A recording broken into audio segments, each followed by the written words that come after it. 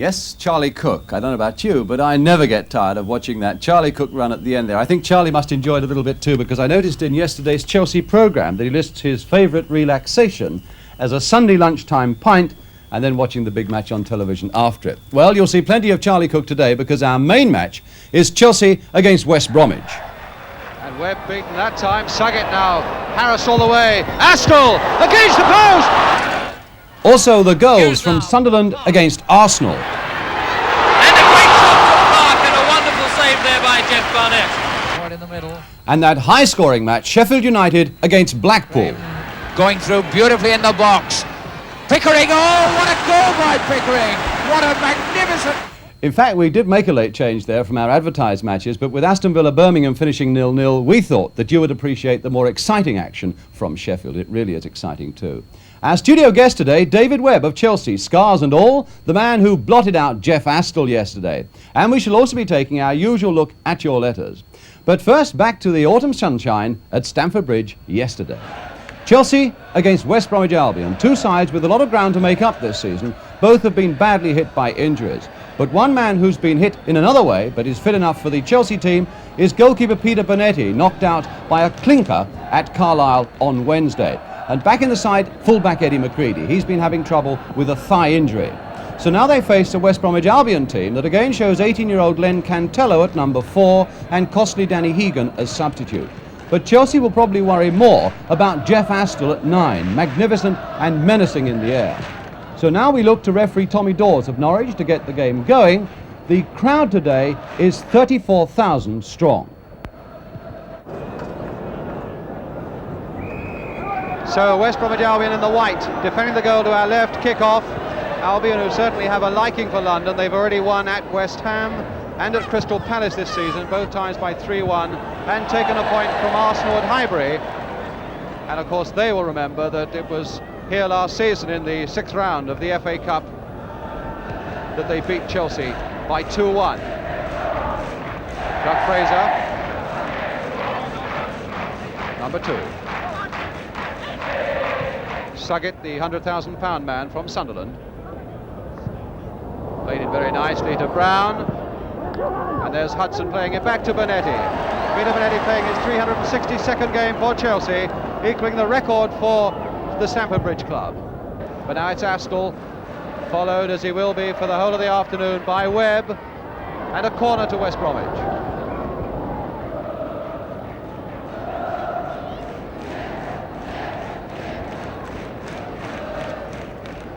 Bobby Hope, not the tallest of men, going into the box, in fact going across to take the corner. Tremendous midfield schemer for Albion. Take notice of that number 11 on his shirt.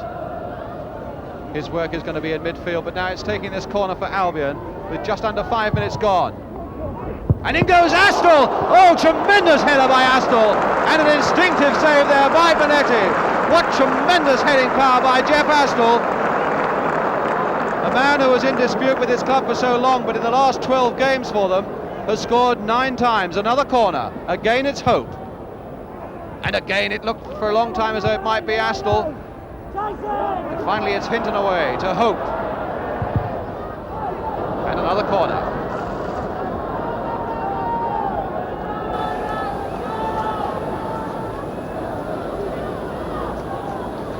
Suggett on the goal line. Astle lurking beyond the far post, which is of course more dangerous for Chelsea, and that should be Bonetti's. Houseman, and offside.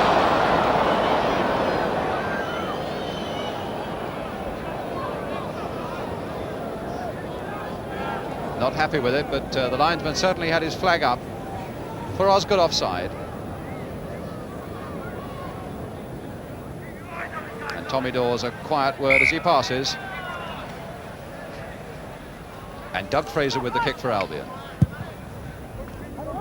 Again searching out the leaping ability of Astle through to Suggett. Astle again. And this time Hartford is bearing in. And Suggett too. And Hartford! And he's given it against West Bromwich. It's been disallowed. there must have been a foul on Bonetti, and I don't think there could be very much doubt about it, before Hartford finally thumped that one in.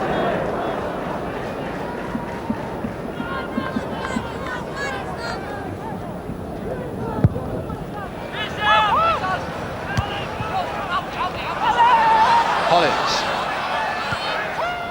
Birchinall asking Hudson to come for it, and Hudson does, number 8.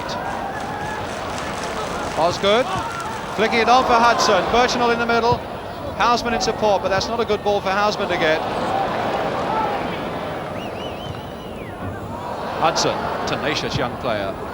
Houseman, offside.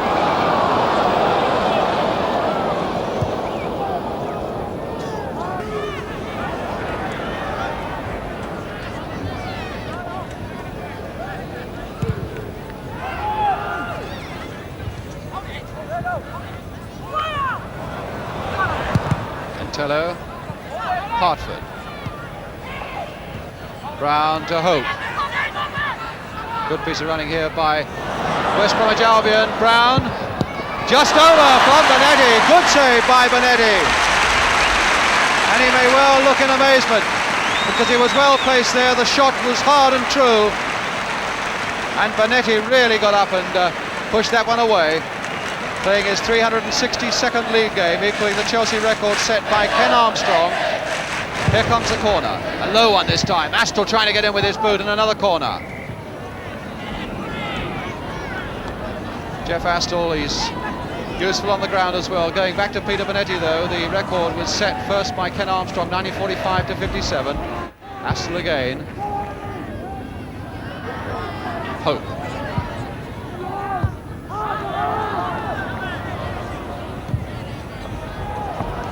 Now Hudson, Birchinall breaking on the right. Strong runner.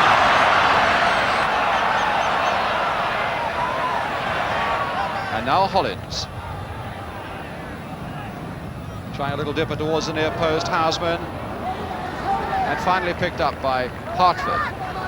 Astle, Hartford. Astle again, and even though he's straight out towards the right, it's noticeable that Webb has gone with him. Kay, switching it now to Brown, to Graham Williams. Now Astle at the far side to look for one with his head, and Webb also there with him.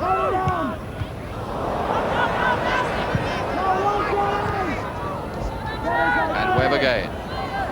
Cook, Harris. Birchinall.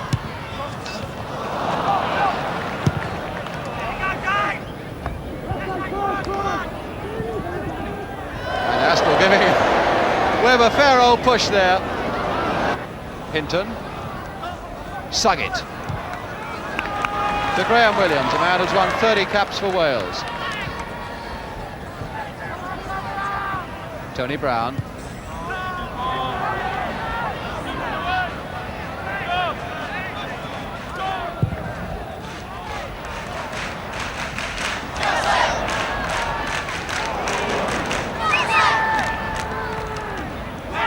Kay to Brown, beating Cook, finding Hartford. And now 18-year-old Cantello to Bobby Hope.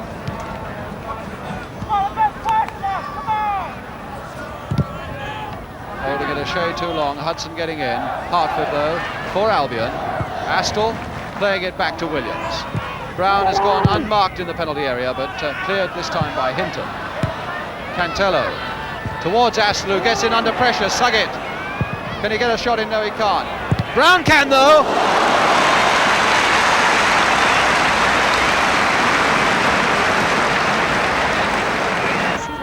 Webb for Chelsea. Hudson. And now McCready. With some 10 minutes or so to go to half-time. Hudson finding Houseman. Claims for handball, but Houseman going on! And the handball, in fact, given, I think, a little late by referee Tommy Dawes. Whether Houseman didn't hear the whistle or not, I don't know. He certainly went on. But a free kick to Albion.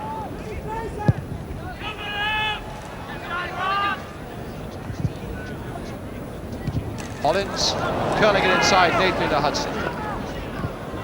Houseman. Obstruction there by Kay on Houseman, pleading his innocence.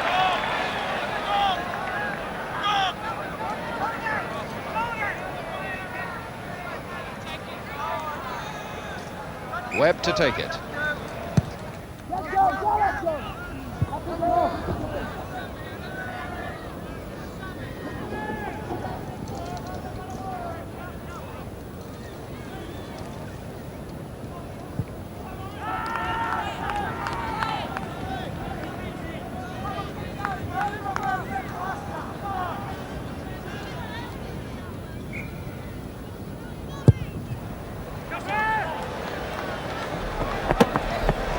A bullseye on our low camera, but Jeff Astle saving the company a bit of money by saving a bit of damage.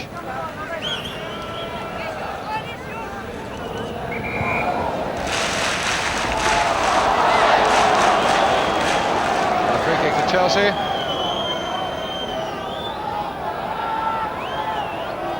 Or rather a free kick to Albion.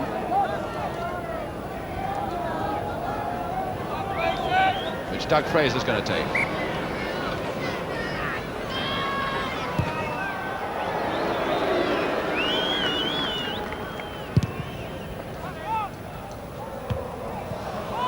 Harris straight to Astle. But now McCready for Chelsea. Osgood slipping his man for the first time, Kay. Kay after him. Still Osgood. Playing it nicely to Houseman, he must take a quick shot. Badly wanted a shot there. I think that was being unselfish to the point of folly, because he really had a good chance there, because Coombs was some way from that near post. Good work by Osgood.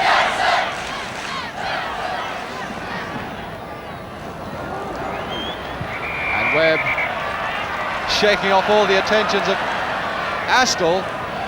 But the free kick given to Chelsea.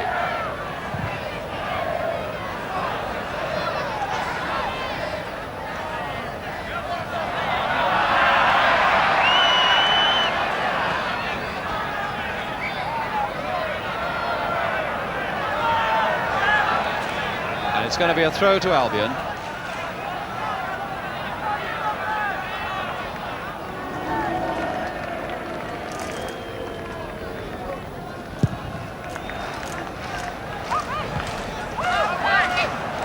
Hudson to Birchinall. McCready. Houseman. And it's gone out. And Houseman not really having a very good time of it at all so far this afternoon. There's Hollins and Hope with him. And now Hartford to Suggett. Hartford going on. Hollins missing his kick. To Brown. Astle trying to lay it off. Brown well in there, Webb with him, and David Webb bringing it away for Chelsea. Hook. Houseman. Hudson. Good neat play by Chelsea here, and Osgood trying to search out Houseman.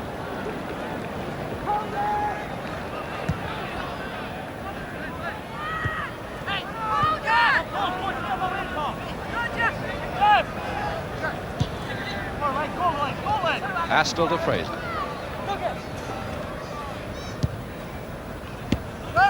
Cantello. And now Suggett, watched by Hinton. Webb, who was watched by Astle. Cook on his own. Houseman.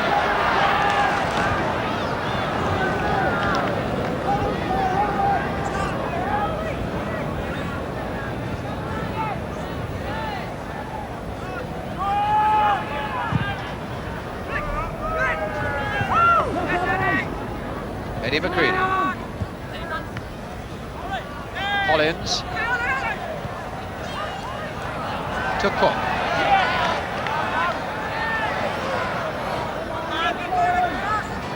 taking on Cantello, attacking him as he ought to. And Osgood in! A great goal by Osgood! What a fine header by Osgood! Very good work indeed by Cook that led up to it. And a fine header by Peter Osgood to put Chelsea ahead with 5 minutes to go to half-time.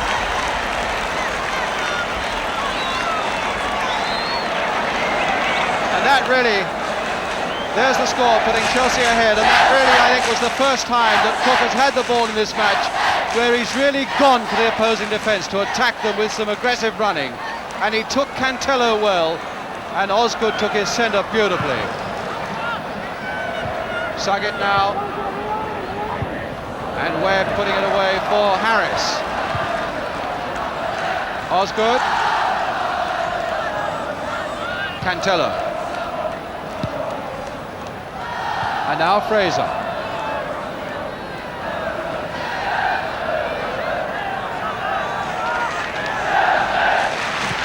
Brown. And Webb beaten that time. Suggett now. Harris all the way. Astle against the post and back into Benetti's arms. What a tremendous let-off there for Chelsea.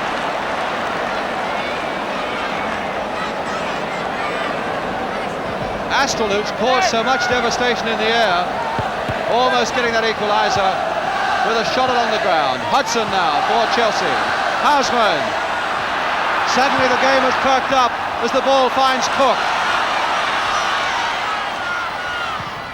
Floating one now towards Houseman, and a corner off the number 4 Cantello.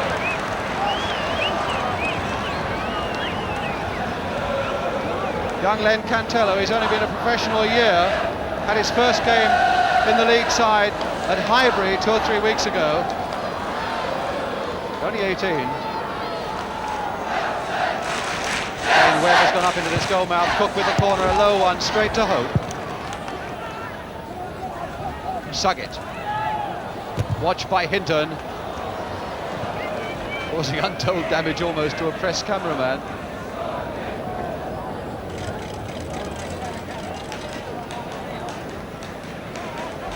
Fraser.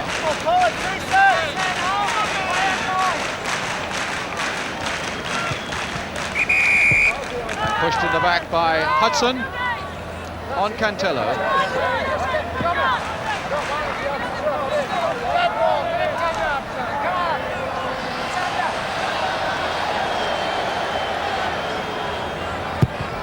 Fraser a long one. Bonetti versus Astle. This is going to be Bonetti getting it at the second goal. Very accurate kick though by Fraser from a long way out.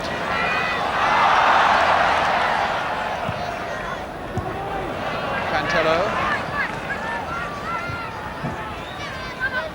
to Hope, to Talbot, Hartford, quite easily cut out by Harris, challenged though by the leggy Astle. Now it's Cook.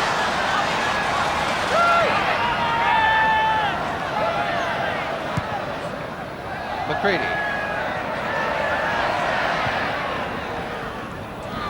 Peter Houseman. Osgood and Birchinall waiting in the middle for one to be floated in. Oh, Birchinall taking it off the foot of Osgood. He wasn't to know, but Osgood was steaming in behind him, ready to whack in number 2. Bobby Hope.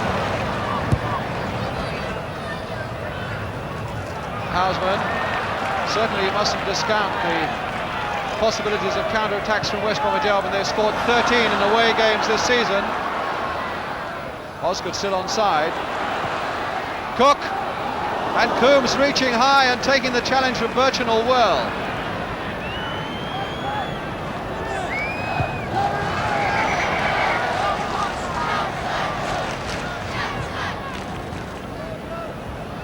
And one of the Albion players needing a bit of treatment from trainer Stuart Williams. Okay, looks pretty shaken. It looks as though he may be going off for the few seconds that remain to half-time, and I've no doubt they'll work very strongly on him in the half-time interval to see then whether or not a substitute's got to come on.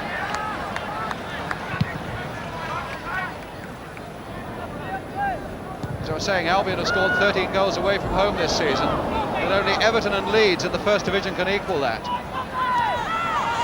So there's still plenty of firepower to come, you can be sure, from West Bromwich Albion. But now it's Houseman leading it up for Chelsea. And getting a corner.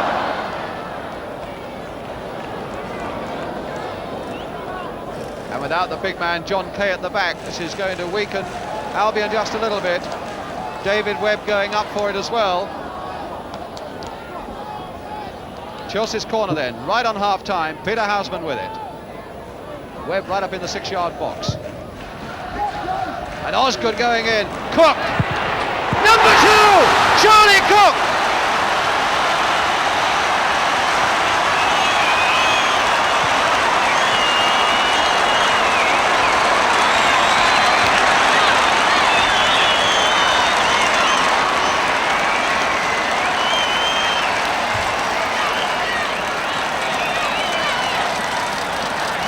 So right on half-time, Chelsea get, I suppose, what could be a killer goal, that second one, which will leave Albion so much to do now.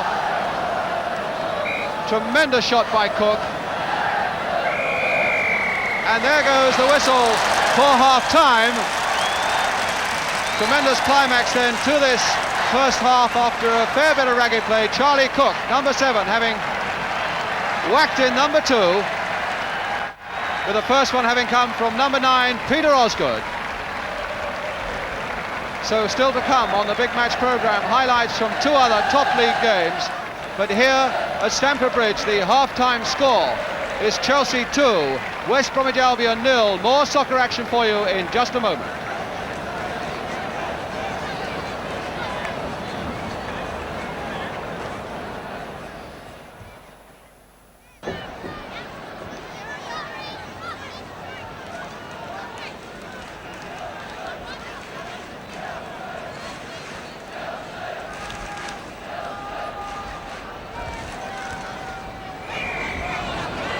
So Chelsea then kick off the second half, 2 up through Osgood and Cook, his first league goal of the season, although he scored in the League Cup.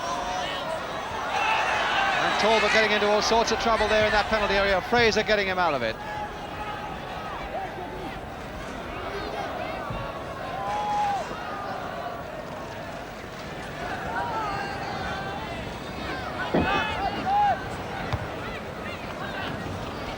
Webb to McCready.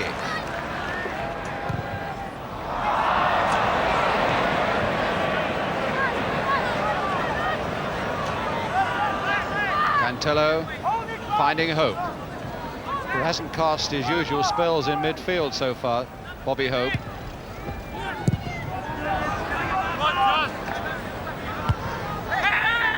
Brown to Hartford.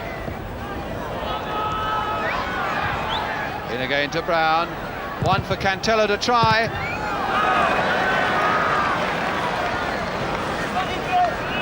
Talbot. And Askell getting to it, trying to turn it in first time towards Suggett. But Cook now taking it up for Chelsea. Hudson to Cook. I don't think Hudson's going to get to that one. Hollins to Hudson. Can he pull it back? Osgood going in, and Coombs not at all sure of himself with those balls crossing his goal mouth. Took a bit of a knock there as well by the look of it.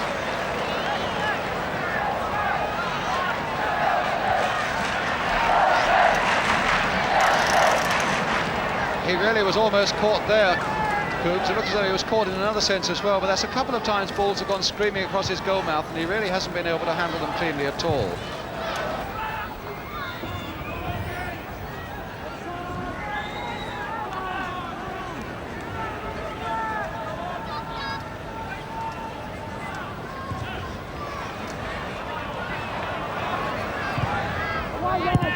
Cut out by McCready. Houseman keeping it in. McCready going on ahead of him. Almost getting into an offside position for that matter. Houseman delaying it just a little, but now finding Birchinall.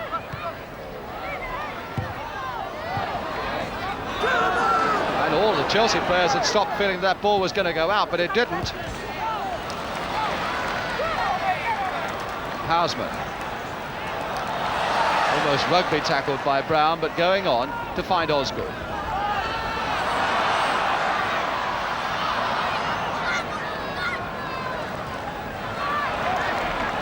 Cantello. Some poor passing now by West Bromwich Albion. Hudson to Cook.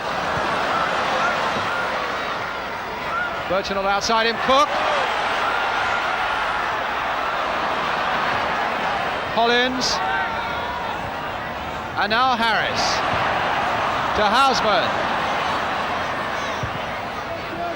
Birchinall going in, getting his head to it, but impeded, I think, both by Hollins and by Williams. Suggett for Albion to Hope. Cantello. Brown trying one on the turn, straight to Webb. And Webb coolly to Cook. Showing how much Hudson's growing up, prepared to take that ball away from Cook. Houseman running for this one, Talbot with him. Hudson stood up in support. What a player he's going to be, this Hudson, the way he's progressing in this season. And there's a good pass there to Hollins. And a shot into the side netting.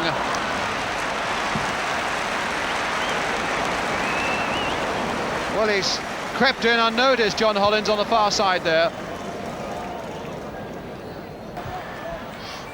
Brown to Williams. Brown again to Suggett.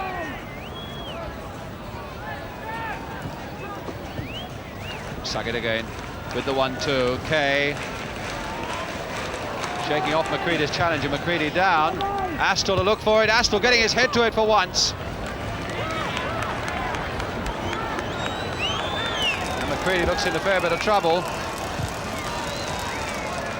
And certainly any Scots in the crowd will be worried, because they badly need him to be available for that critical World Cup game against Germany in Hamburg on Wednesday.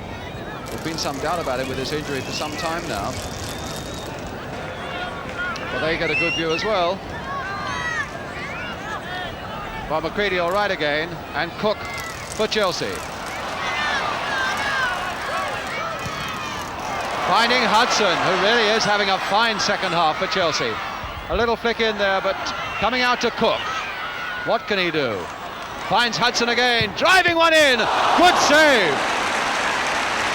And a very good shot from Alan Hudson, which would have just crept inside that near post. Coombs did well to get across there and push it away for this corner.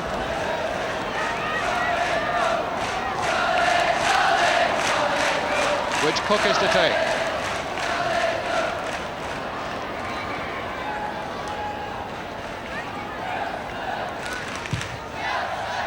Birchinall playing it out to Houseman, driving one in, hitting our camera as it did so.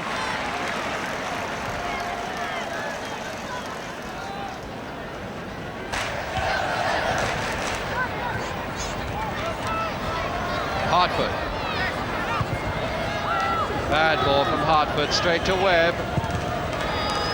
Webb to Houseman. Hudson. Birchinall. Cook free on the right. Hollins. Referee looking at his watch. The two of them, in fact, and there goes the final whistle from referee Tommy Dawes. Charlie Cook having scored their second one for Chelsea, with Peter Osgood getting the first, 2 goals in the first half, which now take Chelsea to only 1 defeat in their last 13 league games. A victory that they really deserved here at Stamford Bridge. The final score here then is Chelsea 2, West Bromwich Albion 0. Well, perhaps not the most exciting of matches, but a valuable win for Chelsea, 2 points. And to my mind, the man of the match, undoubtedly our guest today, David Webb, who gave Jeff Astle so few chances yesterday. With him now, Jimmy Hill. Well, David, first of all, perhaps you'd explain why you look more as if you've been fighting Henry Cooper than playing West Bromwich Albion. How did that happen, that cut?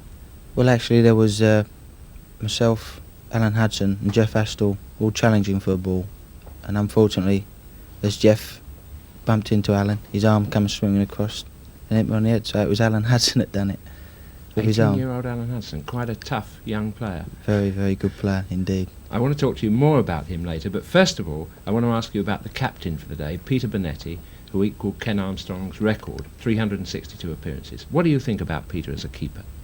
But I think there's not a lot can be said about Peter, just that his performances answer for themselves. You know, you see the games, he's consistent. You know, we all make errors, but he's probably one of the most consistent goalkeepers in the country. You know, you can always rely on him. What are his particular qualities? I mean, yesterday his reactions to early on to some of those saves seemed to me exceedingly quick.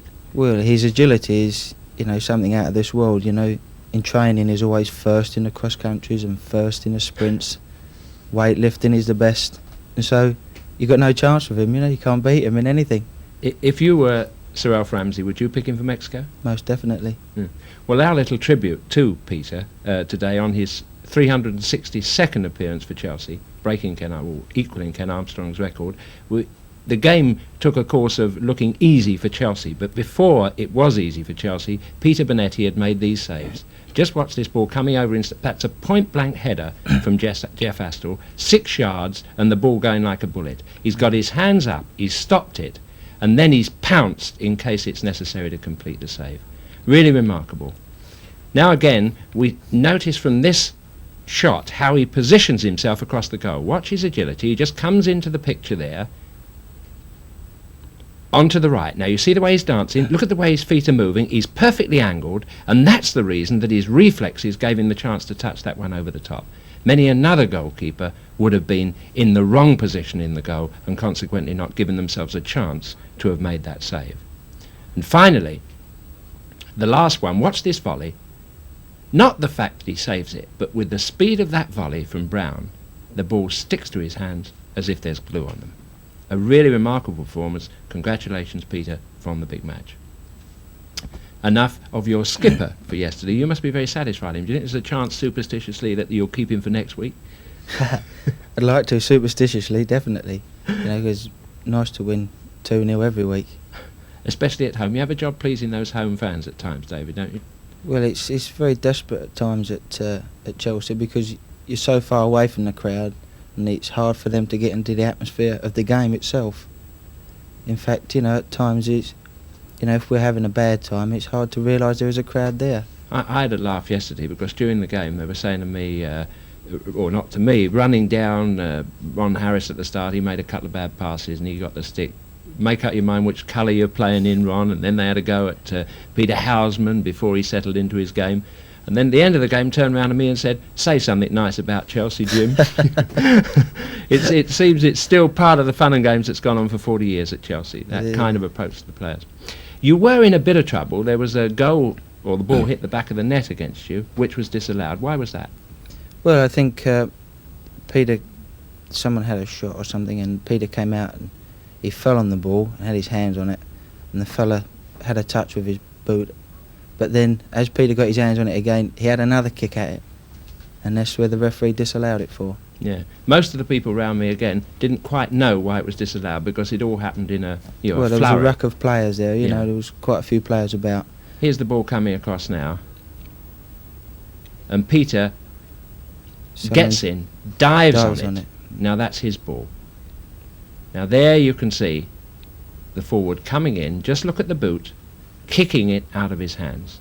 There's the boot coming through, and the law of the game says quite clearly, if you kick at a goalkeeper's hands when the ball's in it, it's dangerous play. So that was why West Brom didn't get on top at that particular point of the game, but they were quite dangerous then. Now, some people say that Peter Osgood and Charlie Cook are two kind of extraordinary players to have in the same forward line. Would you agree with that? Well, I think there's many a team would like to have two players with their ability in their side, you know, because you can never tell with these chaps because they've got so much ability. In fact, also both of them got more ability in their little fingers than I have in my whole body. You know, but you know, they've got certain qualities that any side would like to have. Well, it was these qualities that brought about both goals yesterday. The first one, an amazing dribble from Charlie, which is very reminiscent of the thing you see him do every week on our opening sequences. Yeah. Exactly the same kind of run. And it was the first time in the game that he'd actually got into a run and gone at the West Brom defence. Here he is picking up almost the same position. You see, he'll collect it in a moment. There's the ball, and here's Charlie. Now there he goes on exactly the same run down the left-hand side of the field. Watch this little feint to play, just the same as in the opening sequence, and there's the cross. Now Peter Osgood has come in before the centre half to make that beautiful header into the back of the net. Now you as look at the goalkeeper, no chance at all because he beat the centre half to it. You as a centre half, you get centre forwards doing this against you. In fact, Astle did it to create that first chance from the corner. How do you guard against that? Well, we train at Chelsea against this. Actually, this is why I was kicking myself when Astle outrun me there, because we train even before the game in the gym. We do shoulder to shoulder practice, not to let the fella get in front of you at all. You've got to be shoulder to shoulder. And I could imagine Dave Sexton saying something actually at the time when Astle got the header. So the practice to defend helps you also to... Yes, well, it works both ways, you know. What about the other goal, the second goal, which was Charlie's first goal since I don't know when. He can't remember when he last scored a lead goal, and I think this may bring on doing the world of good for Scotland's game. What about that? How did that come about? Well, it's Peter Houseman coming up here to take this corner, and Big Ozzy gets up here, gets a little touch onto it. Charlie's there waiting, and he woofs this one right in the roof of the net. You can just see it on the half volley. That's there. right. As it starts again, you'll see the ball bounce. Charlie's got a terrific shot, you know, and we keep trying to tell him to shoot more because whack. He's fantastic, you know. When he hits him, he really hits him. Why is it that he doesn't score more goals, do you think? I think you can get into a way of playing that you get in position to shoot, but your first thought is to beat somebody or to make it an easier chance to score. Whereas things like that, if you kind of make up your mind to hit them first time, you know, it probably is easier to do it that way. Do you think Charlie's going to be encouraged to have a go now in the future? Well, I should think so after that goal. David, just one final point, one final player from the game yesterday, Alan Hudson, impressed me tremendously. What do you think of him as a young prospect? Oh, he's a fabulous prospect. You know, he's brought unlimited help to the midfield play of our side. You know, he's the type of player that will get it, beat people, run for you, tackle for you, get up and head. He's got a big heart, you know, which you can't say any more for a fella. That's an awful lot. I don't think I could improve on that, but we have tried to improve on it by showing pictures, his contribution to yesterday's game, which I thought was quite phenomenal, and the confidence that he showed and the control for a boy of that age reminded me a little bit of Johnny Haynes when he first started. We can see him here sliding the ball up. There it is, goes up the right wing, but he knew to let that ball run, and he quickly pings the ball off to Birchinall, which ended with that shot over the top. I was very impressed with the speed at which he lays the ball. He's always got an idea where to pass it. There he's tackled from behind, but watch when the ball comes back to him, how quickly he picks up Peter Osgood coming away from a player. And he supports, he's always leaving himself handy to pick up the pass. There's Charlie Cook, who wins it in the tackle, and there's Hudson again. Watch how quickly he plays it off, goes on the run. See the acceleration there, and that ball was just fractionally slow, but a little more experience and he'll put those right where they should go. Once again, look at that ball spreading the play out to the far wing, and I like the way he picks up his targets very quickly. He doesn't dwell on the ball. In a very tight game where it's not always easy to find a target, he gets the ball away. There you see him pointing and directing where the ball should go, a challenge to keep it in that area. Now we get a chance to see him in defence. Look at that control. He's back on the edge of his own penalty area, keeps ice cool, little bit of ball skill here with his socks rolled down. Where's he going to play it? No, make the space, and then the ball is hit away to safety. But he's not only a midfield player, a player who can tackle back, do work in his own penalty area, he's also a striker. He can also get up there and score goals. Watch him here as he follows up an attack, having played that ball through. Now you watch the strength of that pass, the weight of it. Look, he spots it, and it's right through there to give Hollins a beautiful chance, which he crashes into the side netting. And finally, he shows he can do it on his own, running up the right wing. When the ball comes back to him, it's a chip which doesn't work. Just watch the strength and accuracy of this shot. It's right on the near post, whack! And only a brilliant save by Coombs keeps it out of the net. A wonderful discovery for London. Well, there's a glowing tribute from both of us, really, to young Alan Hudson, and let's hope he goes on from strength to strength. But, David, you've been very kind to lots of your colleagues at Chelsea. Perhaps you haven't done justice to yourself. I thought you had a great game yesterday in subduing Astle. What type of things do you find difficult when you're playing against him particularly to do? I think it's the concentration. You have to have a lot of concentration with a player of his ability, and especially his heading power. You've got to match him for everything he does. And if you can do this, then I find that you can eventually come out on top of him. Yeah. He's in the England party for, or not yet for Mexico, but he was in the last Mexico trip. Do you see him going to Mexico?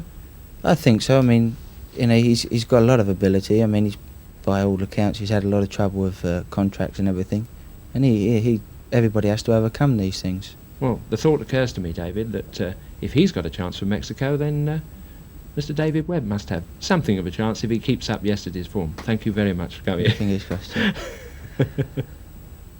Well, certainly there will be a lot of competition for that number 5 shirt in Mexico. I've always fancied Roy McFarland of Derby County a fair bit, and I've had a fancy too for John McGrath of Southampton, but I'm quite sure that David Webb of Chelsea will be in there jostling with the rest of them. For our second match on the programme today, we go down to the second division to bring you one of the competitors with Queen's Park Rangers towards promotion to the first division, Sheffield United. Yesterday they were at home to Blackpool. The commentators Keith Macklin, the pictures come from Yorkshire Television, and Sheffield United as usual in the striped shirts. McHeaton. Tony Curry trying to hook that into the middle. Frank Barlow putting that on. Frank Barlow again, and this is Harry Thompson's ball. Jimmy Armfield, 16 years at Blackpool. A good ball to John McPhee. Oh, and a good through ball, and Burns. Oh, what a beauty, what a superlative goal by Mickey Burns. Mickey Burns, the former Skelmersdale United amateur, and what a beautiful left foot shot. Alan Hodgkinson never saw it.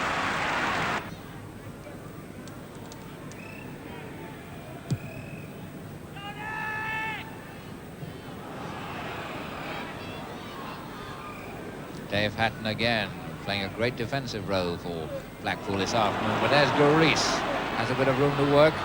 Cross comes the ball, and Glyn James taking a risk there.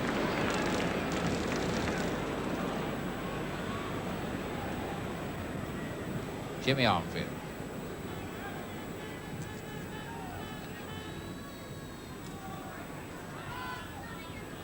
Dave Powell hooking it away. John Craven trying to get that over. Chance for Sheffield United to break. There's Tony. Alan Woodward going with him. And there's a goal! A glorious goal by Alan Woodward. A magnificent goal by Woodward, and Dave Hatton's wondering how he let that one through. Alan Woodward there, a glorious goal. Dave Hatton was pushing him and harassing him all the way, but somehow Alan Woodward hooked a left foot shot, not only past Hatton, but also past goalkeeper Thompson. More goals, more excitement now coming up in the second half. Tudor getting it back to Blackpool. McPhee having a tremendous game in midfield, John McPhee. Looking for Burns, Mickey Burns there, and Burns has it. But there's only Pickering in the middle, Pickering in the far post coming up now. It's there! A goal scored by Fred Pickering from Mickey Burns' centre.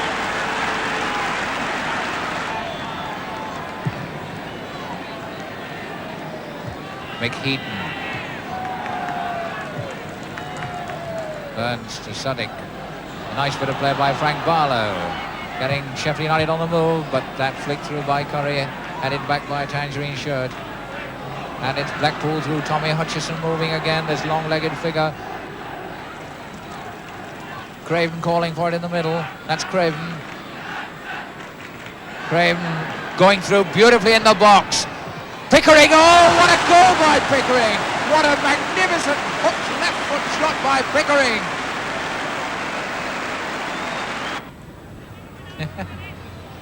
Alan Hodgkinson not too happy about Mickey Burns' games, was you?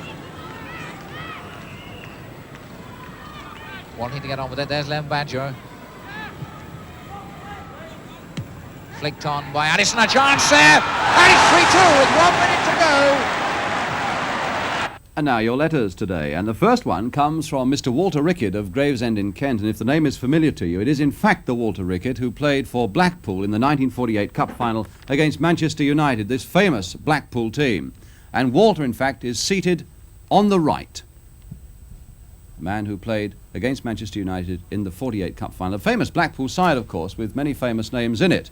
And in fact, over on the far left, standing at the back, standing next to the manager, is Ron Stewart, who is today the assistant manager at Chelsea. In front of him, no doubt you'll recognise Stanley Matthews, and next to Stanley Matthews, Stanley Mortensen. Well, let's get back to Walter's letter, and in fact he's picked up a point that was also picked up by David Ling of Reading. They both drew our attention to a throw-in taken by Mike Summerby in Manchester City's European match against Atletico Bilbao a couple of weeks ago, and they claimed that Mike's foot was well over the line when the throw-in was taken and that the linesman did absolutely nothing about it. So let's have a look at Mike Summerby's throw. There's the linesman, just a couple of 3 yards away from him. Now watch this throw. Well over the line. And the Hungarian linesman, as Walter Rickett said, did absolutely nothing about it. And now you'll see, in fact, how that ball goes away for a corner, which in fact the Spaniards clear, but it does prove again that insignificant things in midfield can often lead to serious things in the goal mouth, and I think the linesman was wrong not to have spotted that. Mr. Groot of Hounslow, he's very angry with the big match because we didn't show a Queen's Park Rangers goal that they claim was a good one, but which the referee ignored against Norwich City last week. And Mr. Groot claims that the big match has a down on Queen's Park Rangers. I can assure you, Mr. Groot, nothing could be further from the truth than that. We'll show you now, then, the goal that never was. It was scored, so they say, by Barry Bridges in that game at Norwich last Saturday. Queen's Park Rangers at Carrow Road. 12, you're on 1-7. Padden not quite getting that one. Marsh getting it now. Rodney Marsh, good control, great character this fellow, capable of doing lots of things. Pushed out there on the right to Venables, can he keep it in? There's Leach there. It's a good flick, it's a goal! Number one for... No, it's not a goal at all, I thought that was well in. Well, the commentator thought it was a goal. Let's have a look for ourselves again, this time in greater detail, in slow motion, and remember that the whole of the ball has got to be over that goal line. Here comes Terry Venables with a beautiful first-time cross. High in the air in that goal mouth, and that Barry Bridges now, remember the ball has got to be the whole of the ball over the line. Is it yet? Is it yet? Keelan now making his dive.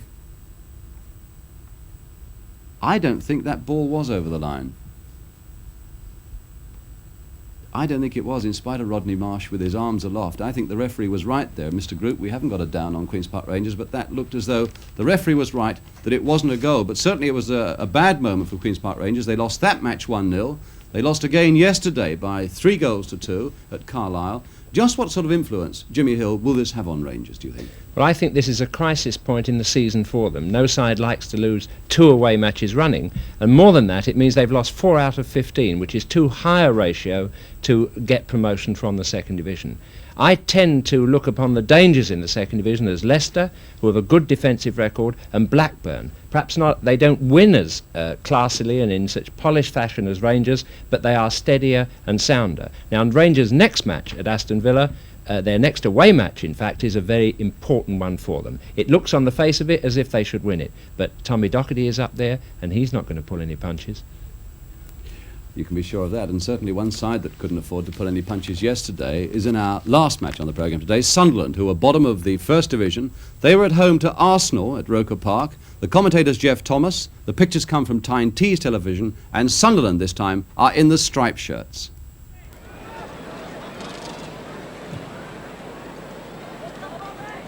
Gould coming up.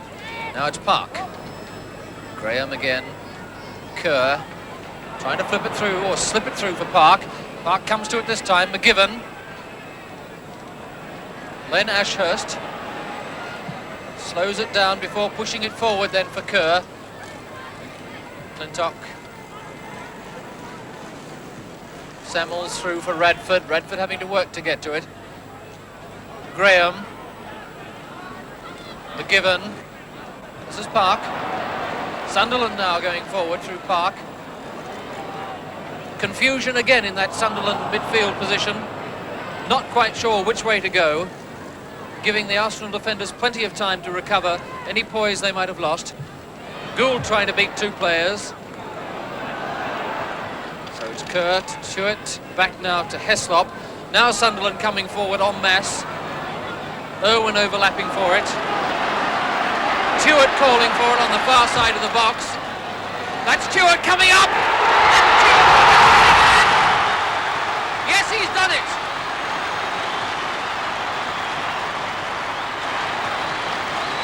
So Sunderland have scored after 29 and a half minutes here at Roker Park. So a free kick. So Arsenal, out of form, go into the second half, struggling now for an equaliser. Baker waiting for it. Simpson the only player there. Graham. Hughes. Hughes now for Park. And a great shot from Park and a wonderful save there by Jeff Barnett. Just tipping that one over the top. It hit the bar and of course it's a corner. Coming up to 28 minutes in the second half, and they must surely be beginning to wonder where an equalising goal is going to come from. Radford waiting for it. Also Kennedy. McClintock getting ahead to it. That's Frank McClintock.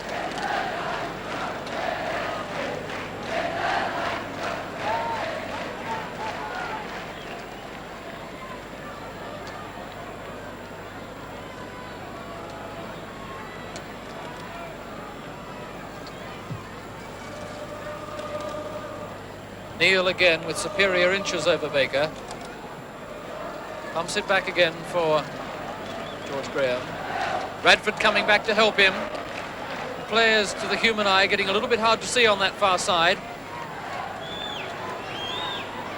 Radford again, one of the Sunderland players down on the far side of the pitch. Now the chance for Samuels, and it's there. John Samuels, after 29 minutes in the second half.